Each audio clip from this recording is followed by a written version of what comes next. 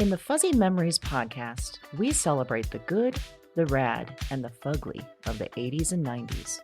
We're three latchkey kids who made it out alive. And in each episode, we break down all the culture that popped, 1 year at a time. Whether it's the birth of legends...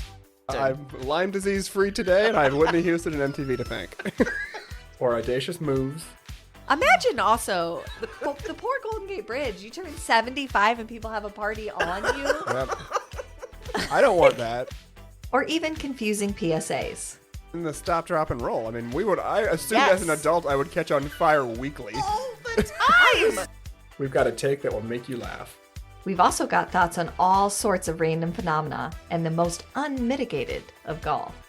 Why sharks can't be trusted, people can't be trusted, and rivers can't be trusted.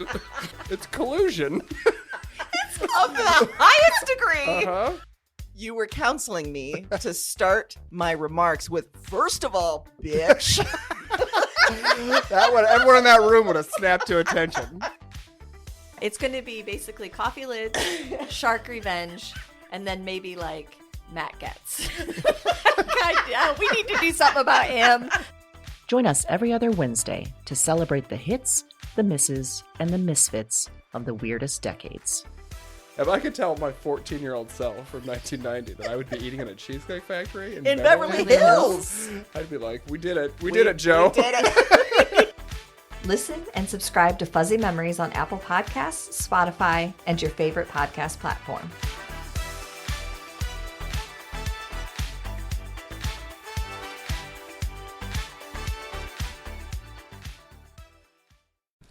Hey, Broads and Books listeners, we have an exclusive new group, and we want you to join. This is the best kind of VIP access. VIP. You don't have to go anywhere, and you still get access to this exciting new feature. Exactly. You don't even have to get dressed. All you have to do is check your email for a special link, and you will receive access to all of our recommendations in one list. One list. If you're already an email subscriber, meaning that you've signed up at our website, you've already been given this VIP pass to this new feature, so the link will come right to you. And if you're not sure if you signed up or you haven't signed up yet, no problem. We like VIP swag without exclusions. For sure. So head to our website, sign up, and you'll get the link too. So sign up today.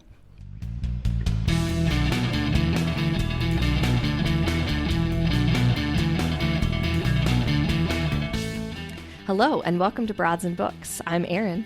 And I'm Amy, and this is episode number 68, My Church. My Church by Maren Morris. Yes, and yeah, tell us about what do you like about this song? Why did you choose this? Well, first of all, I really like her as an artist, and I really like the song because I love the idea of if you haven't heard it, she's driving and she's talking about how old singers that are her favorites are like her church, like that's where she feels connected, has some level of spirituality, whatever you want to call it, and I just like that idea. I like the visual. I loved it too. I hadn't heard it before you mentioned this, and I watched the video, and I really liked that. Yeah. It was almost turning her back on sort of organized church in favor of something else, which Yes. is kind of related to what we're talking about. Right, which is where we went with this week's theme. Mm-hmm, It's, religious undertones / overtones, if you will.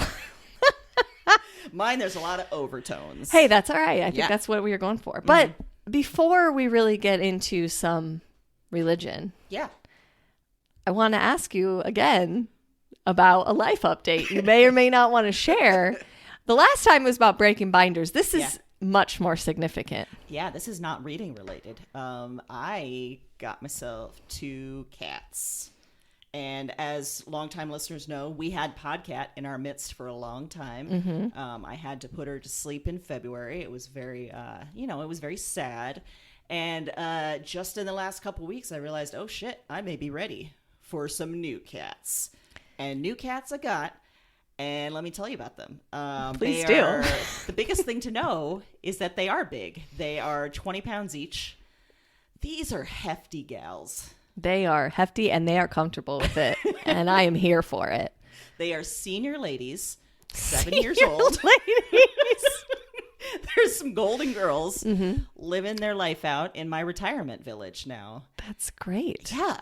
And I named them Thelma and Louise because obviously. Obviously. A great duo, and actually they fit very well with their names.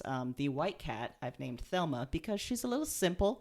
She's a lot slutty, and I like it. Which I can confirm just from pictures already. Yeah, very quickly when I met her in the shelter, she let me rub her belly, and since then it's just been a lot of bearing of her lady parts and, cooling them off, and I say go for it. Absolutely. Louise, a little more suspicious, a little more, I'm going to wait and see about you. Hiding under the couch a lot of times. But then last night, she let me take a somewhat slutty picture of her as well. She did. So she's a secret nasty lady. I feel like also they may or may not have really seen you coming specifically because they seem to have played the perfect combination for you. One just immediately gave love, which hooked you right in. And the other one withheld, which you also love to chase that cat love. So it's a perfect combo. Yes, I felt like it was a little bit of channeling Podcat. Like, I don't want anything to do with you. Yeah. And then I was like, well, I got to have you now. So yeah, that's what happened. Also, I think they were sold as a bonded pair. I'm thinking that's a lie. There's a lot of hissing at each other. So we'll see how that goes. But I got a lot more weight in this house now. You do. You have some more pounds that you're accountable for.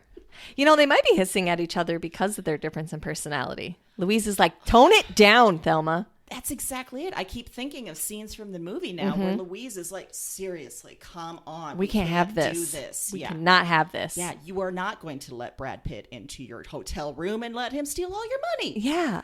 See? But Thelma's gonna. Because Thelma wants to get her some Brad Pitt. Yeah, that's what's going to happen. Thelma's like, look, I'm living day by day. And Louise is like, I want this to be for our forever home. So you need to tone it down. Tone it down. And Thelma's like, what Louise no. doesn't yet realize is that I'm all for the overt sluttiness and, trustingness. Is there a world where we could build them some kind of little convertible and watch them drive around in it like Thelma and Louise?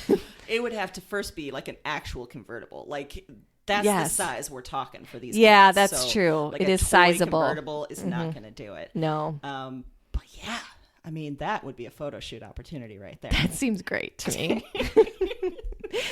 But also, I'm very curious to see. They've only been here now for 2 days. How they're going to handle the podcasting, like what they're gonna, if they're gonna come in, if they're gonna have voices on this podcast. So we'll see. Yes, if they become Podcat-like or not. I saw glimpses of Thelma. Yes, but I have not seen Louise in person yet because. And let me ask you, I had sent you a few pictures of the cats to try and give you a sense of their size. When you actually saw Thelma in person, what was your thought? Picture doesn't do her justice because she's hefty and she owns it, and I love everything about it. I mean, I wouldn't want it any other way. It's perfect, but I suddenly remembered that SNL sketch with it was Black Jeopardy, and Tom Hanks was playing the MAGA hat wearing guy, and he's describing his wife, and he's like, she is a sturdy gal. That's who I have. I have 2 sturdy gals. She is sturdy. Yes, yes, and that's good. You did not need a frail kitten or cat. No. And in fact, I was telling you just before this that I tested sort of laying on one of the cats because these are like little bear cubs of cats. They are. And she didn't seem to give. So I think, she's fine with it. I think in the winter, this is going to be a nice heat source. Right now, I think, we're kind of staying away from each other, but sweat and all. Yeah. Yes. Stickies. Yeah. But in the winter, you're not going to need another blanket. So other than that, the only thing to update on is, when Mason might come over, because Mason is pumped to meet the cats. Yeah. Yeah. And if you've been listening for a while, you know that Mason is an cat-obsessed young lad. He is. Yeah. He wants a cat so bad, and it's not going to happen. I'm deathly allergic. But if I could make any dream come true, I would, but I can't. Be fine. He'll just come over here. Yes. Yeah. He's very excited. He will play with cats that are basically his size. Yes. And it'll be fine. He's very, He's ready. He's excited. He may not leave. Well, I don't know. I was going to say that's okay. And I'm like, I was like, no, you don't want that. No. Well, now that I had 2 new goddesses in the house, let's talk about some religion. What do you think? Yes. Erin. Yes. What is the weirdest thing you've ever heard about as part of a religion? Okay. Well, there's a ton that comes to mind, Yes. but I had to take. I'm a Reformed Catholic. If people Yes, don't you are. understand that, Yeah. I went to Catholic school all through high school, and so I didn't get a lot of exposure to world religions until college. And when I first heard the story that the entire Mormon religion is based on a guy who got the tablets of rules and then lost them and then had to ask for another set, and this is who they said was like going to be their religious leader, I was simultaneously like, oh, I might be in the wrong religion because that's hilarious. And also, why? How did that come? And everyone's like, that tracks. Yeah, that seems like the guy that we're going to follow. The guy who took the sacred thing that we're going to hold sacred in our religion, went to the woods and just promptly lost it. And had to go back and say, hey, I know I was supposed to hold on to those, but Maybe they saw that and they were like, hey, he's just like us. He loses shit Yeah. just like we do. I assume that must be some of the symbolism there, but Yeah. from the outset, as a biblical sounds so story or bad. follower, Yeah, it doesn't sound good. no, it sounds terrible. It's like you own a tech company and you accidentally lost the whole coding program. Yeah, And you're like, exactly. sorry, but can I still be CEO? No, you're the worst. So no. I bet that that experience of learning about other religions after an entire childhood and adolescence raised in Catholicism was very eye-opening to you. It was. There's some weirdness all over the place. Some doozies. Yeah. Yeah. There's equal opportunity weirdness to be Oh, had. Yeah.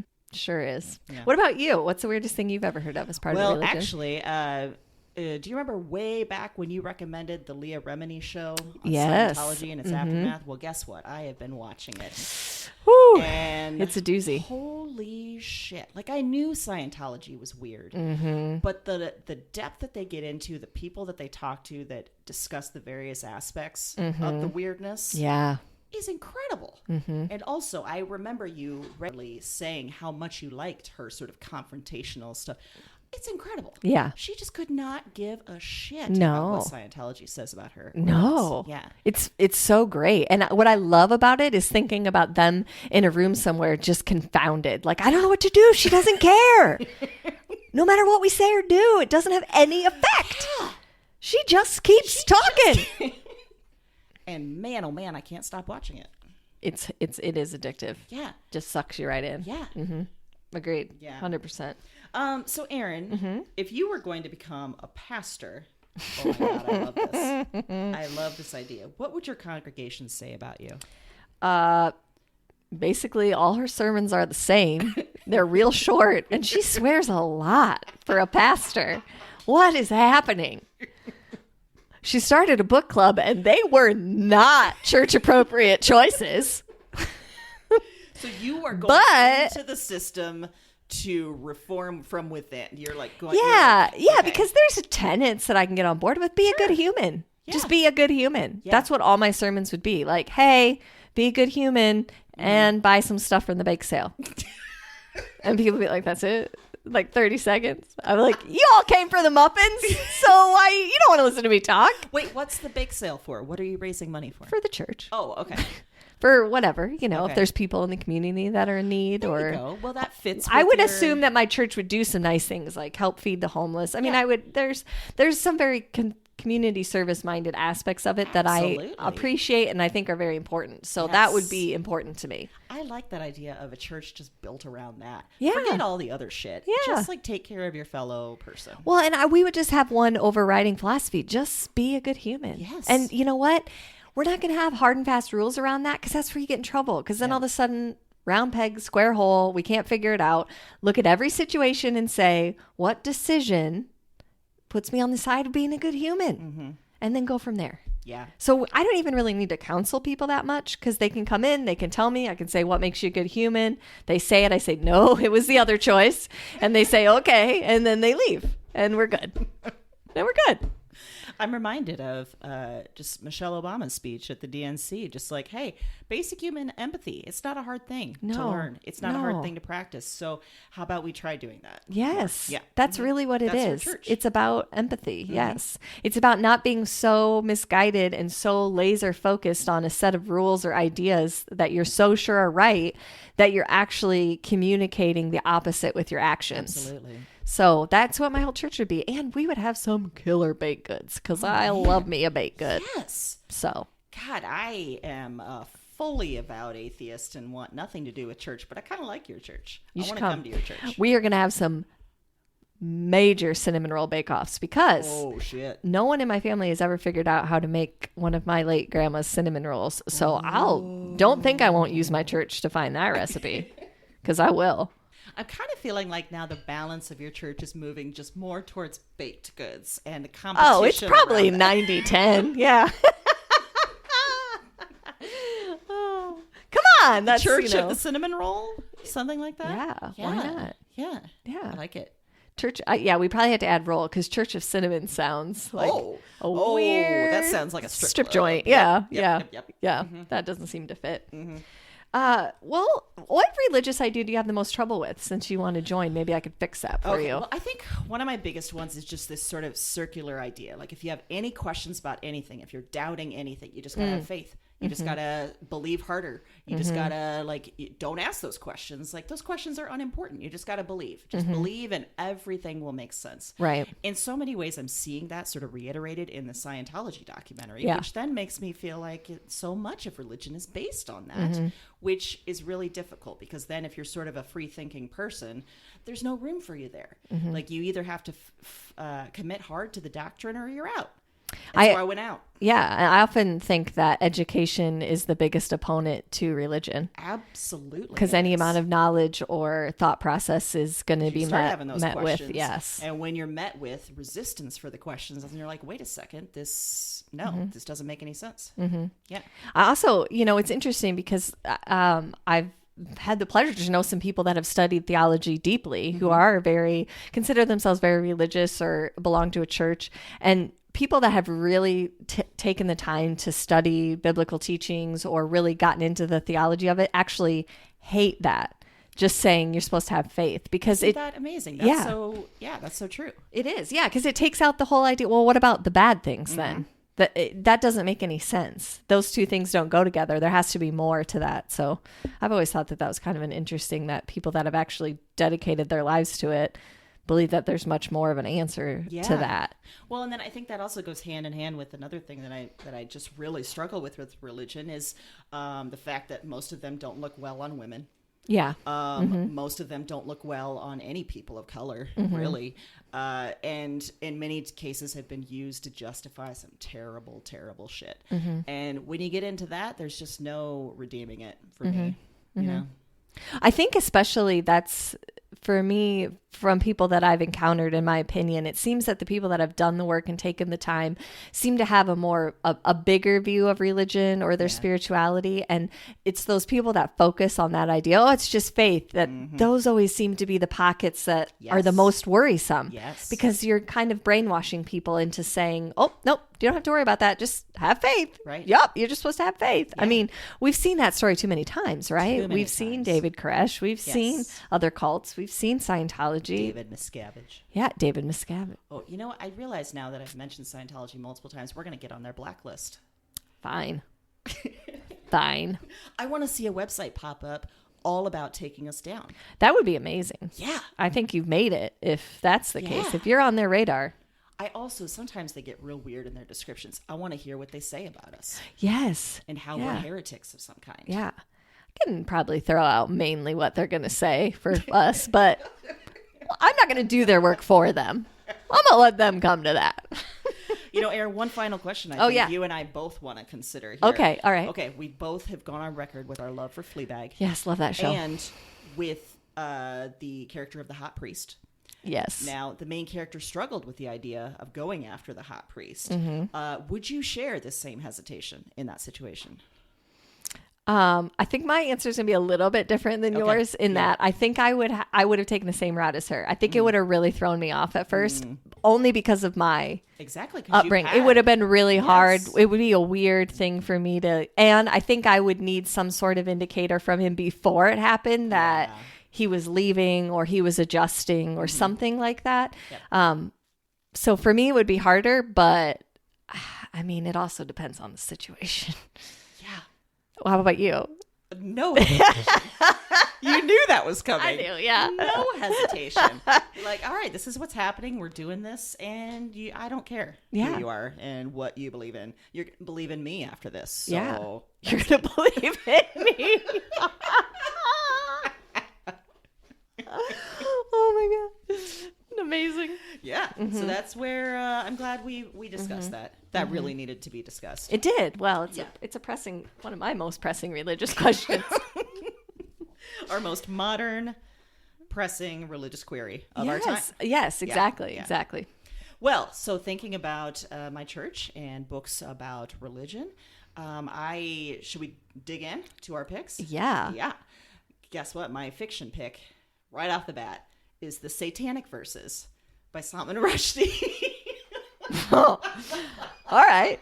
Well, I can see why you asked, should we dig in? I should have taken that as a red flag that this is about to get real. Because she double checked with me. It was like the roller coaster, like, check your bar. Is it down all the way? Oh, it is. Okay, good. See ya.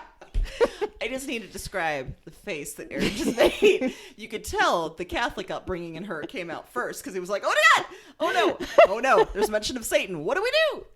And then the modern Erin came back out and was like, oh, this is going to be great. Because now that happens first, the Catholic version of Satan, and then immediately it goes to Garth Brooks playing Satan on SNL.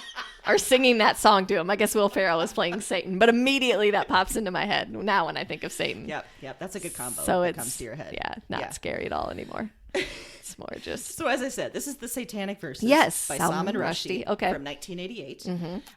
The book starts with two men, both Indian Muslims living in England, who are falling out of an airplane into the Atlantic Ocean.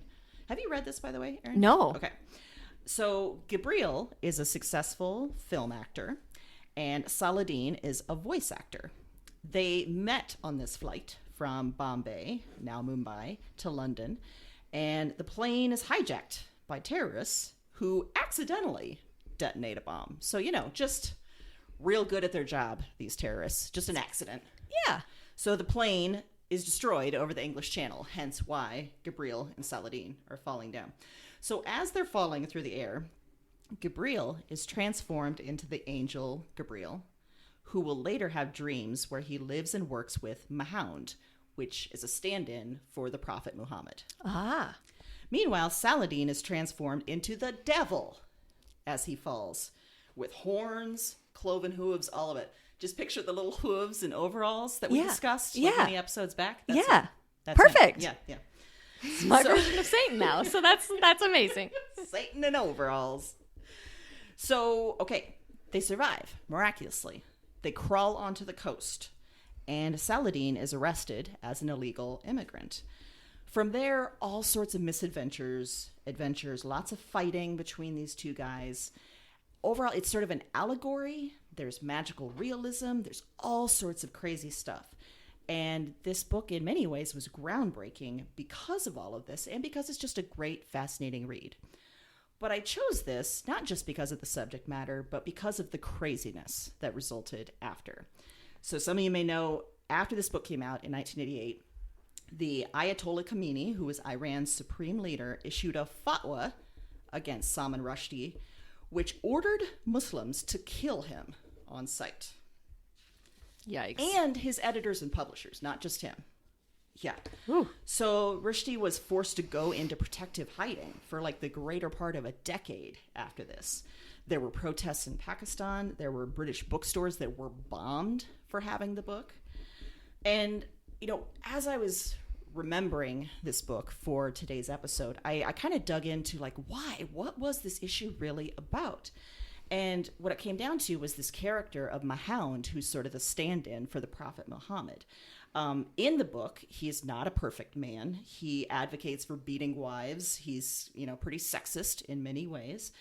And in this story, it shows that the Quran came from a man, not direct from God, as is taught in Islam.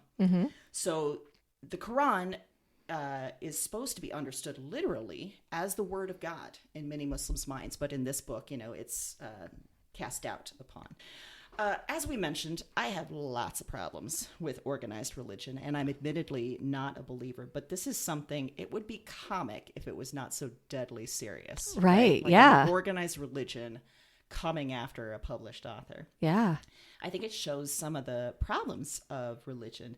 And just in case you think I'm focusing too much on Islam, because that's a very hot topic, it's not. It's, I think, in many ways, fundamentalist Christians are way scarier to me than any other religion. So I think this is just a modern example that shows that when you believe too blindly, when you are just not questioning, doing any of that, particularly when that becomes entwined with government too, you get into all sorts of trouble.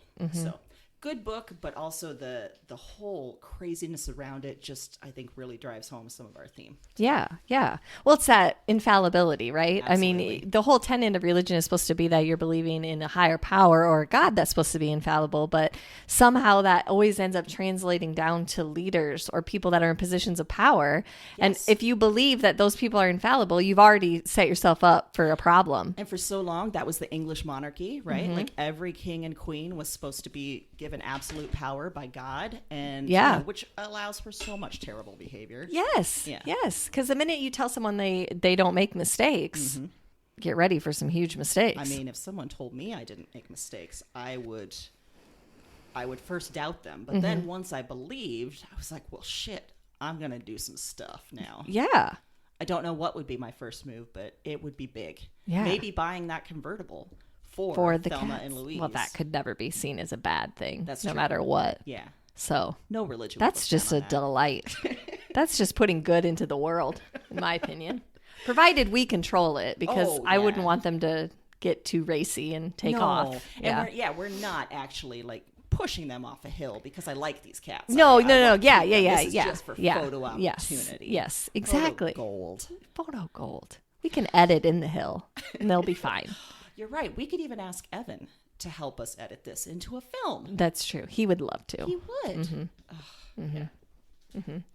Yeah, exactly. Well, the book I picked this week is called How to Be Good. It's by Nick Hornby. Oh. And I love him. I've always loved him. I really like this book. It was published in 2001. And it centers around this married couple, Katie and David. Katie is a doctor. They have 2 kids.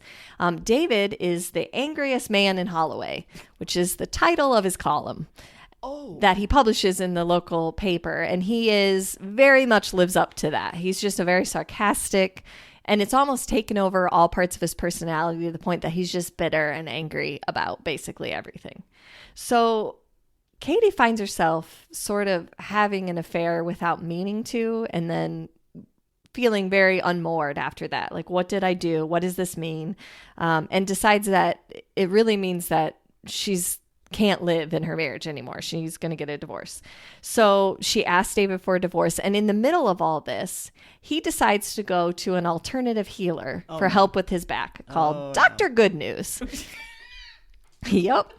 And throughout this, picks up this philosophy that they're not living their lives as good as they should be. And that's why they've gone off track, is because they're not giving enough, they're not good enough, they're not doing enough. So he does things like gives away the kids' computers, gives away one of his kids' rooms, and has some homeless people move in. He, invites extended family over just to give the whole meal away. He's doing all of these things that in his mind mean that he's good, that he's performing the duties that he's supposed to be. In the meantime, of course, as you can imagine, Katie is frustrated and annoyed, but also at a crossroads that I feel like a lot of people end up at, which is, how good do I have to be? What does being good mean? Yeah. Is this why my marriage is off track? Is this why my family isn't working? Is because I don't focus on anything else but me and them, and I don't give any of my time and attention? Is David onto something?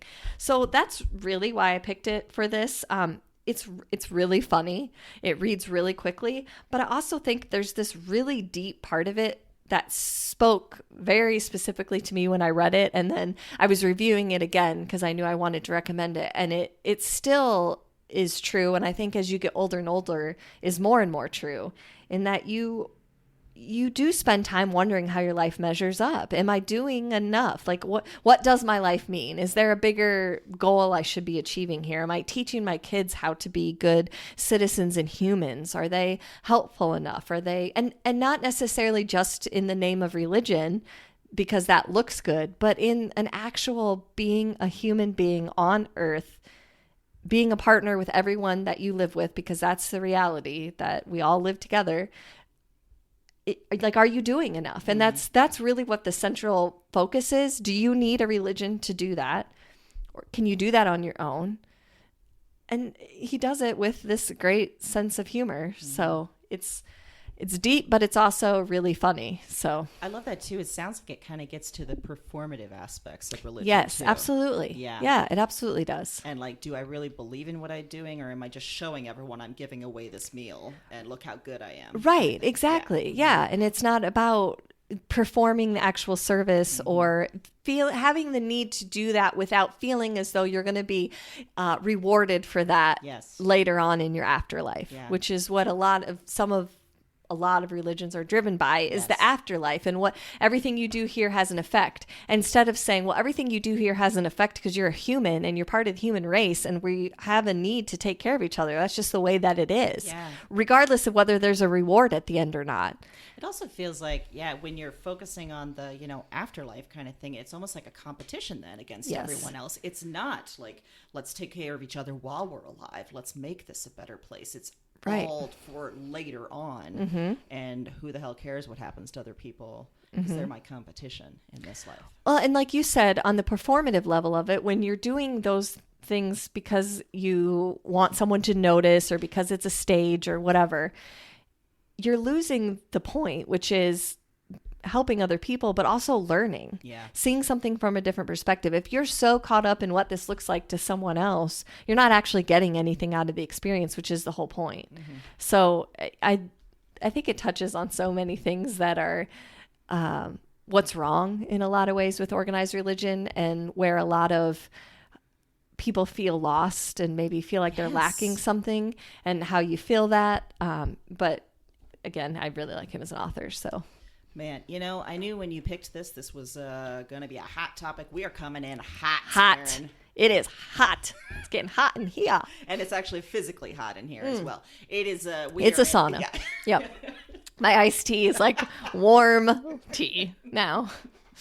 So that's fine. You turned off the fan to help our audio, and that's been a terrible decision for our bodies. But, it's just sweat at this point. So much sweat. So when you're listening to us, just picture sweat. Wait. Don't do that. Don't do that. I was thinking that this is just further proof of why we don't record ourselves. Oh, my God. Seriously. On video. Yeah. Yeah. We tried that, by the way, last week. Sure did. We tried to do a little video of ourselves recording. It was... when I pulled the phone back, I felt like it might not be going well. And then immediately, like 2 seconds in, you were like, I hate this. And I said, yeah, I think you're right. I hated it so much. It was a terrible, terrible idea. Yeah. It's awful. Yeah. So instead, at some point in the future, maybe with this episode, maybe with the next one, we're going to get ourselves on YouTube just in a different way. In a different way. That's right. Yeah. Maybe less sweaty. So much less sweat. You don't need to see our sweat. That doesn't make me feel close to you or you close to me. No. Does nothing for our fellowship. Nope. See, that's the benefit of audio. Don't need to think about sweat. No. And And I can make faces that no one else can see. Yes. Like That's when I said freeing. satanic verses and your head just about blew off. Yeah. Like, oh shit. Exploded. We're coming in hot. Yes. Coming in hot. Coming in hot again, other genre books.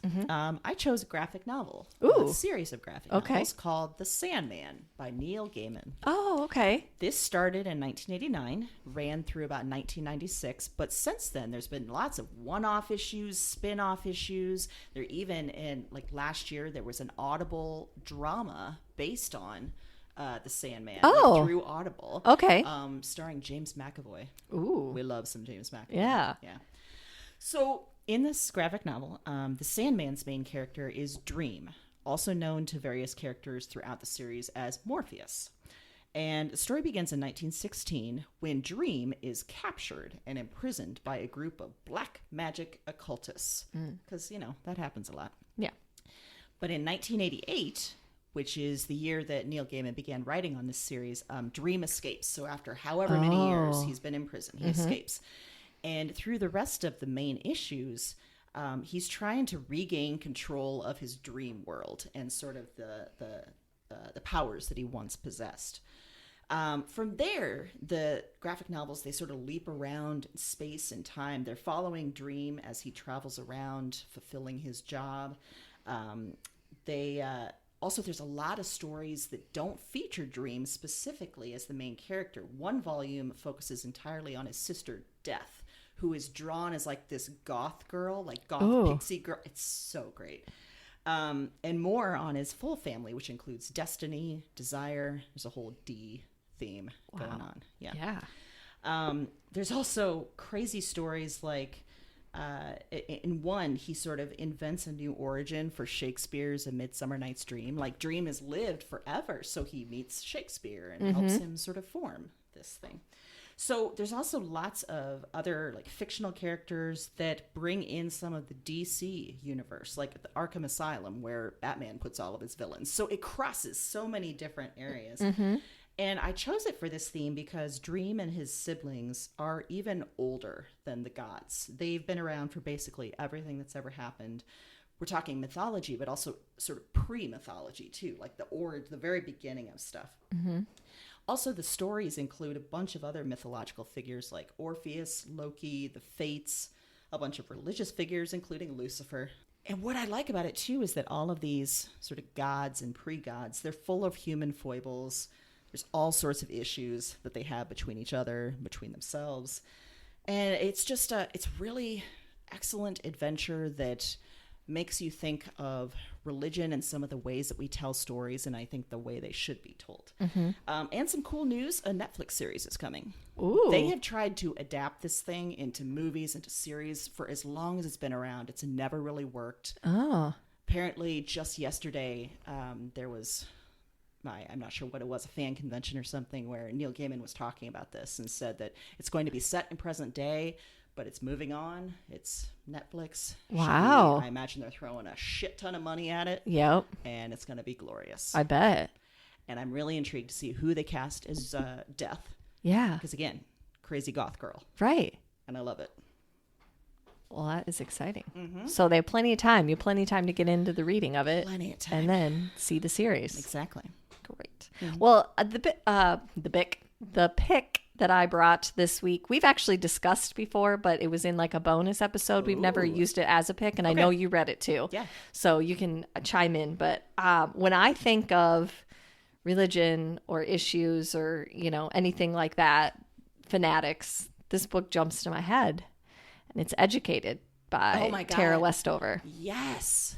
Yeah. So oh my God. This was released in 2018 and it had quite a bit of buzz. So it's entirely possible you've heard of it. The author was born into a family of survivalists in the mountains of Idaho. And when I say survivalists, I mean, oh my God, survivalists. Full on survivalists. Yeah. Like they didn't encounter other people.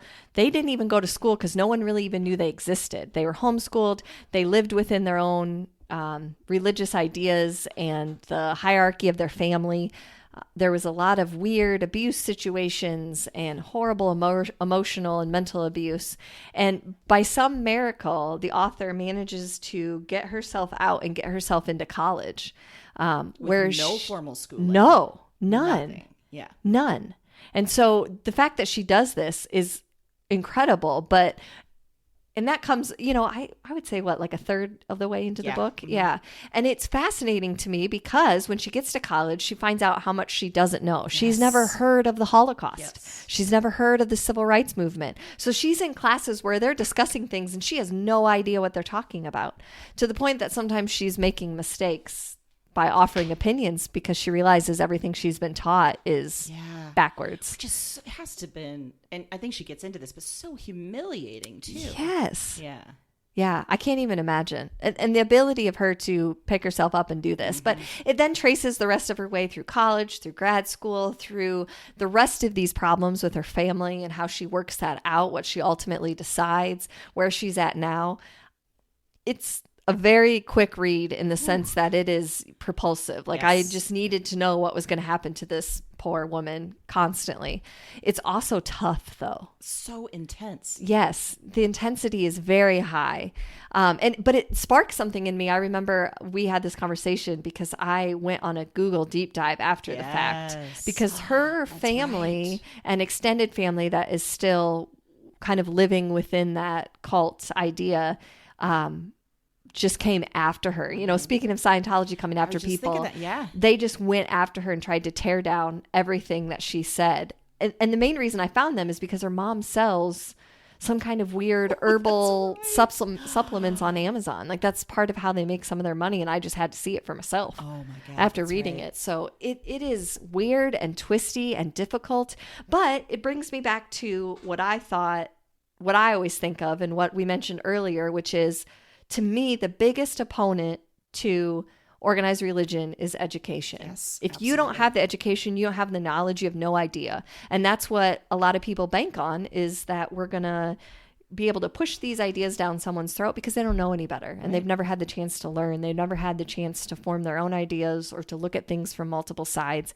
And this book is the definition of that. Yes. By a lot. I mean, even though she knew there were things about her family that weren't right, she still couldn't undo some of the things that she had been taught. The way she thought about other people or the way that she viewed the world. It took a lot of work on her part to get past that. Yeah.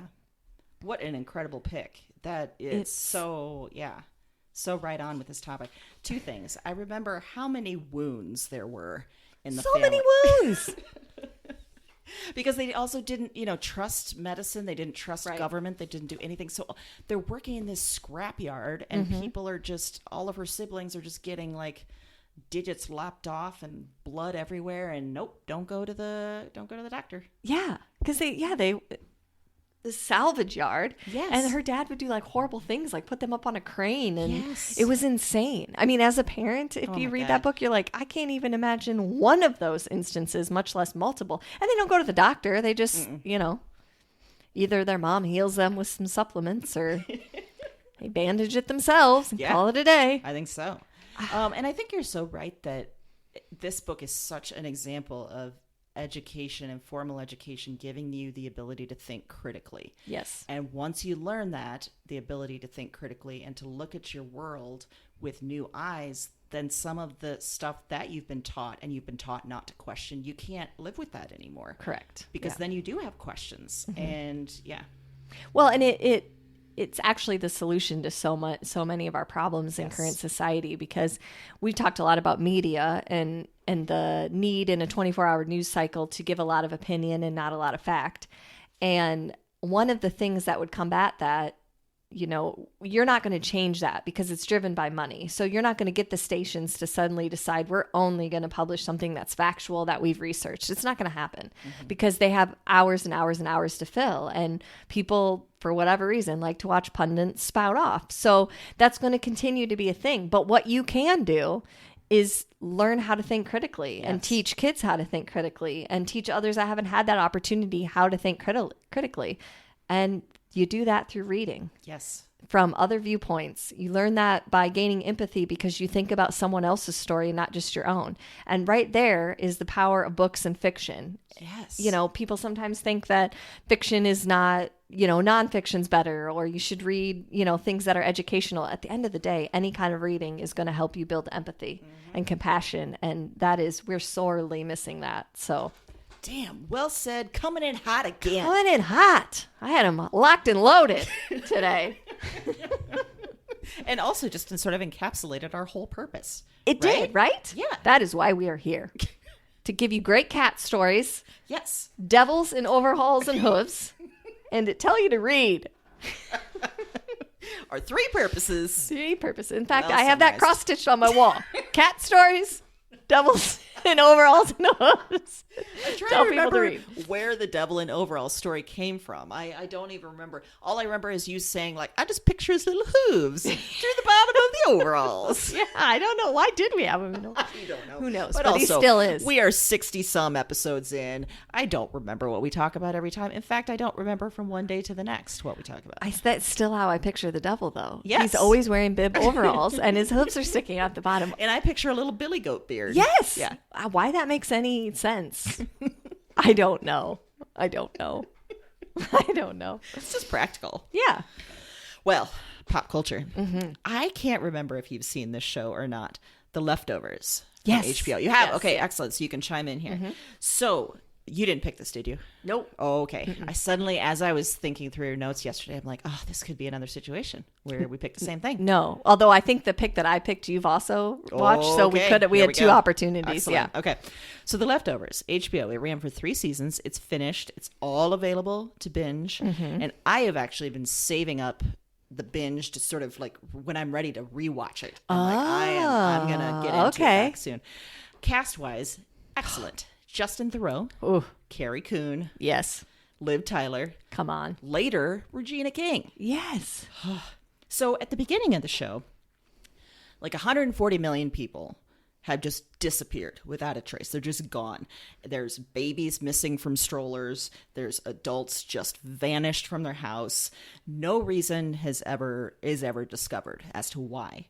And 3 years later, when the show picks up, the residents of a small town in upstate New York are trying to live in this new normal. But families have been broken up. Everyone's kind of hopeless, thinking that the rapture has happened, and they've just been left behind. And as a result, many of them have joined the Guilty Remnant, a cult-like group where they all wear white, they don't talk, they smoke nonstop, and they stalk people.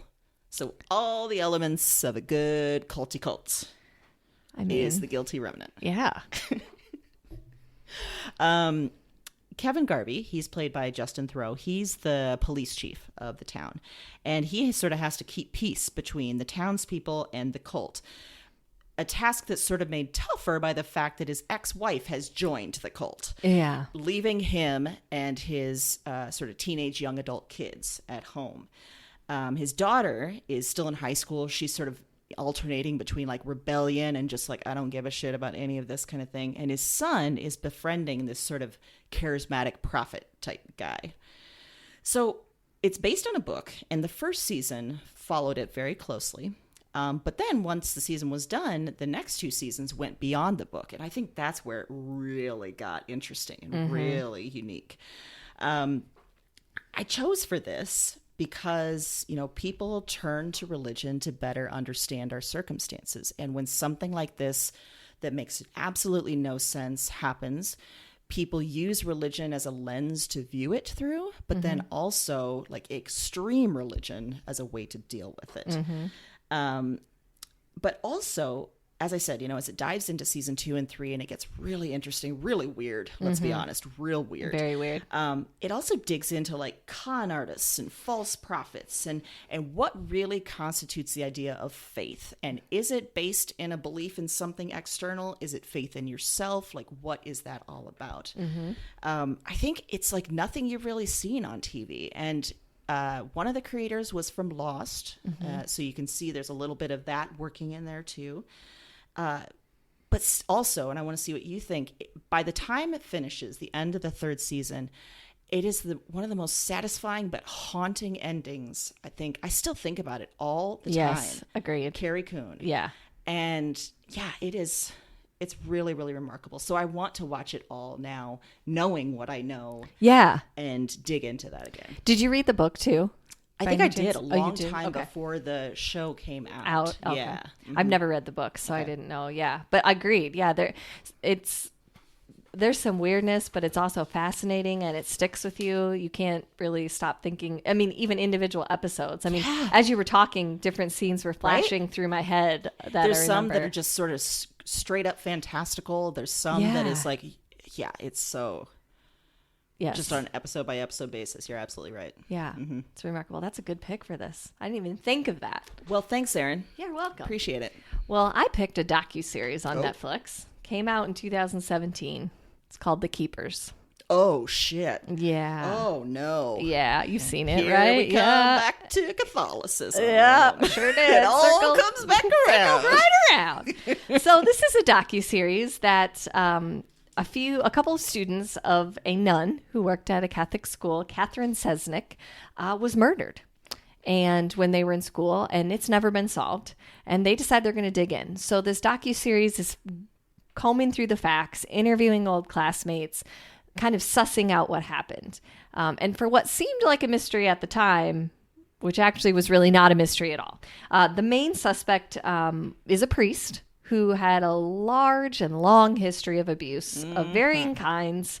And basically bringing this murder out into the open has cracked the nut on this, and also then subsequently cracked the nut on opening up the Catholic Church to discussions of where they moved all these priests after they found out that they were abusing children, because this priest falls into that category, both prior to the murder of Catherine Sesnick and after. And I wouldn't say that the series maybe like definitively gives you, like, says, you know, they can't, he's not being tried for it or anything, so they don't definitively say that he's the one, but watch it and tell me that you don't think he's the one. I mean, It's it is pretty clear. Yeah, but it was a gut punch of a series. I mean, I'm basically Lord. telling, it's basically like a spoiler from the beginning, but you still need to see all of the information and everything that happened and just be outraged on behalf of everyone. And you see so many of these people that were students and then see them as adults, and just the devastation that they still feel, or the worry, or the complete ignorance that they refuse, the denial. Just a fascinating look at it. And Mike and I watched it so fast because it's just, you're like, yeah, next episode, next, I gotta know. So it's tough. I mean, there's some tough stuff in there, but it is worth it, I would say. Especially, I mean, you know, obviously I'm a true crime junkie anyway, but this extra twist with this religious aspect and covering it up and the dedication to that. Yes. I think that's such a good pick too, because I think it shows especially how organized religion can hide people with terrible tendencies, but also attract people with which then it comes down to, we're all just human, and religion sometimes allows us to be terrible in the name of a greater good. Well, and it goes back to that fallibility. Yes. If you decide that someone's infallible, which to some degree that's what Catholics believe about their priests, is that they've taken on this higher calling and that they are a step closer to God. They're all the end all be all. You know, the vows that they take are supposed to be so sacred that a lot of people do not believe that they can do wrong. I mean, they almost have a saint-like quality about them. And just like I said before, the minute you give someone that kind of power, you've already made a mistake. Absolutely. And I don't just mean that, you know, allowing them to lead. I mean, the minute that you tell someone that they don't make mistakes or they can't make mistakes, you have to commit yourself to covering that forever. Yes. When and you've built your covering up what religion, happens. when you built your religion on that, you can't then admit that somebody isn't that, because then you have to admit that everyone isn't that. And then in some ways you're valuing some lives over others, Correct. which then negates the entire concept of your supposed religion. Exactly. Yes. You're prioritizing these men over all of this wake of young children that's been abused. Yeah. And we all know how that plays out. I mean, Yes. you all know the kid that parents told them they could do no wrong, and they're the worst. Yes. You're like, someone needs You're to knock you right. down a peg because you're the Yes. worst. Yeah, that's what it breeds. Everyone needs perspective, including Yes. priests. Exactly. So, Oof. Great pick. Yeah. I'd completely forgot about that docuseries. Yeah. yeah. Probably because I consumed it so fast. Right. Like you yeah. guys It just, did. woo, Yeah. I know. Oh, man. Yeah. That's a doozy. Man, was there any area of religion we did not cover today? I think we covered a lot. I think we did. We took it down single-handedly, double-handedly. We did. However many hands we have together, we took it down. We took it down. Yeah. 4 hands taking it down. I think, right? Is that right? Okay. Yes. I really wanted to work in how much I hate Joel Osteen, but I didn't. So I'm just going to say that now. I don't like him. So I don't just like threw it him out either, there. but describe why you hate him. I think it's the hypocrisy, the Oh, fact God. that the money that he generates and doesn't give back to any kind of purpose is incredibly frustrating. So Whenever someone, believes or acts like they have, all the answers, I'm immediately suspicious. Yes. And so then I'm dedicated to talking or to bringing it down. Like I've admitted before, one of my favorite things in the world is when homophobic Republican politicians are caught with the pants around the ankles. Yes. And a same-sex partner. I love it so much. Because you have gone on record establishing yourself Yes. as the authority on this matter. Yes. And look at you. Yep. God, I love that. I want one more. Yeah. Now I need it like a hit of dopamine. I know it is. Yeah. Yeah. I know. I'm just immediately suspicious when you're like a preacher pastor and you're that slick.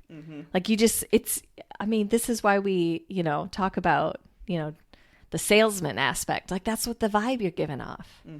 You're like Saul from Better Call Saul, and that's not a good place to be. not a good Actually, place. that's not fair because there's a lot of things I like about Saul, so that's not even fair. But it's the slickness. Come on. No. Oh boy. Well, here we are at the end of an episode. I mean, we did good work today. Brought it down with all of our hands. And I think that this most recent review that we found kind of speaks to our power, our abilities, like why we're damn great. good at this. Yeah. To be clear, we are fallible. We're not trying to say we're infallible, but Good point. After that discussion We're we just great. had, yes, we are highly fallible. Oh, so in fallible. fact, very klutzy. Oh, gosh. Just generally In a lot of awful. things, yeah. I make Our a depth lot of perception mistakes. is terrible. Whew, yeah. I routinely pour water just down the front of me because I Yes. can't meet my lips. Yeah. Don't And know why I that is. routinely say things I shouldn't in Oh, God. situations. So bad. Yeah, it's not Yeah. great. And Yeah. that's okay That's because okay. we're great at this. Oh, yeah, we are. Per Our reviewer, Emily_W316. Let me read this pearl of a review to you, Erin. Hopefully 316 isn't a Bible reference. Oh, shit. That'd be so ironic. I hope you still like us, Emily. After We still love this you. episode. We love you. Yeah. Well, she says this is her absolute favorite podcast. She says, I literally get excited. And I'm assuming this is a she. I apologize if I got that wrong. Yeah. I literally get excited for Wednesdays because that's when this podcast comes out. The recommendations are always on point, and Erin and Amy have slightly different tastes, so there's a wide variety. That's true. That's very true. I love that they recommend both books and pop culture picks. I love that this is a feminist podcast. You're damn right it is. Yeah, it is. And I love when Erin and Amy go off the rails on really random, hilarious tangents. Everything about this podcast is awesome. 10 out of 10 would definitely recommend. We would recommend you. We would.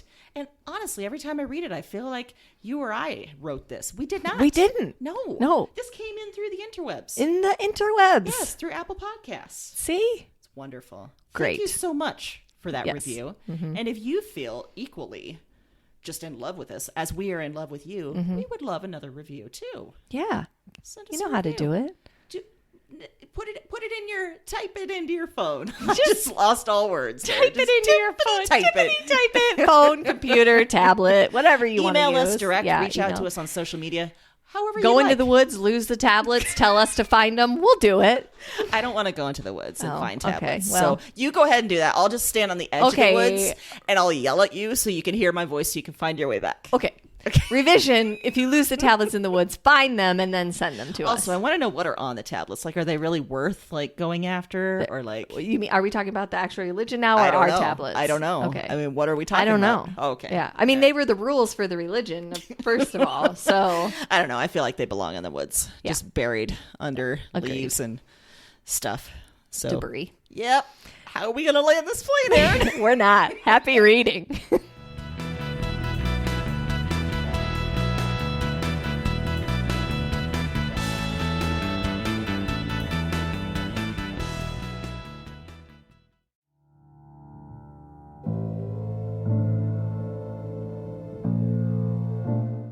I'm up again. Same night, another dream. Before trying this recording thing, I didn't remember much of anything of these dreams. I didn't remember much from any of the women. And one night of doing this, and it's broken things open. The dreams they're in me, and they're coming out of me, and Talk to me. I am not broken. I am the most whole. most real. Cause their despair. I wait for the word. Witch. Look at the mad woman in her cage. She was a woman with holes inside her. That was the heaviest factor, the final evidence, the heart of the issue. Somehow, you understand this. You hear me. Wherever you are, whatever this is, you... This isn't a dream journal anymore. It's not. It's just fact. Because now this is some sort of record. What are these dreams? Maybe there's a better question. Who are these women?